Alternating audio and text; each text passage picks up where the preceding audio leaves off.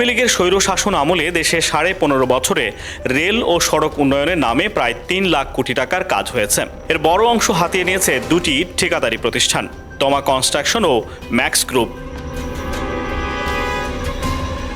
অভিযোগ আছে আওয়ামী লীগের প্রভাবশালী নেতা মির্জা আজমের ছত্রছায়ায় এই দুই প্রতিষ্ঠান গড়ে তোলে সরকারি টেন্ডারের মাফিয়া রাজত্ব।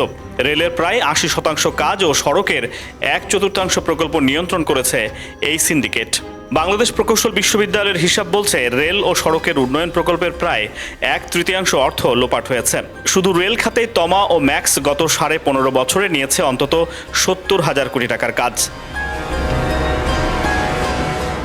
অভিযোগ আছে টেন্ডারের শর্ত এমনভাবে সাজানো হতো যাতে অন্য কোনো প্রতিষ্ঠান অংশ নিতে না পারে, আর ব্যয় অনুমান বারবার বাড়ানো হতো রাজনৈতিক প্রভাবে।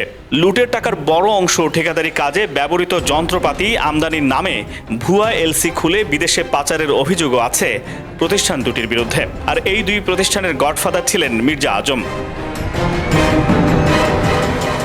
দোহাজারী কক্সবাজার রেলপথ প্রকল্পের প্রাথমিক ব্যয় 1834 কোটি টাকা, যা বেড়ে দাঁড়িয়েছে 18,000 কোটি টাকায়।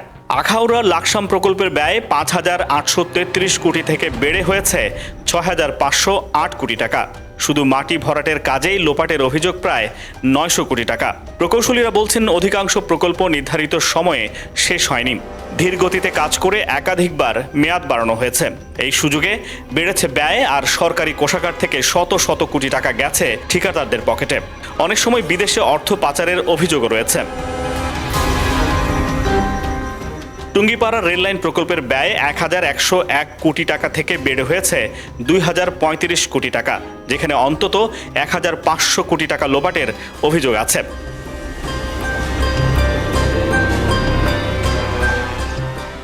ঈশ্বরদী ঢালারচর প্রকল্পেও ব্যয় ও সময় বৃদ্ধির একই কাহিনী, যেখানে ট্রেন চলছে মাত্র একটি, অথচ পরিকল্পনায় ছিল 20টির বেশি। বর্তমানে এইসব প্রকল্পের বেশ কয়েকটিতে তদন্ত করছে দুর্নীতি দমন কমিশন। বিশেষজ্ঞরা বলছেন এই ত্রিরত্নের রাজত্বে রেল খাতে যে লুটপাট হয়েছে তার পূর্ণ চিত্র প্রকাশ হলে চমকে উঠবে দেশ। CRD news, Dhaka.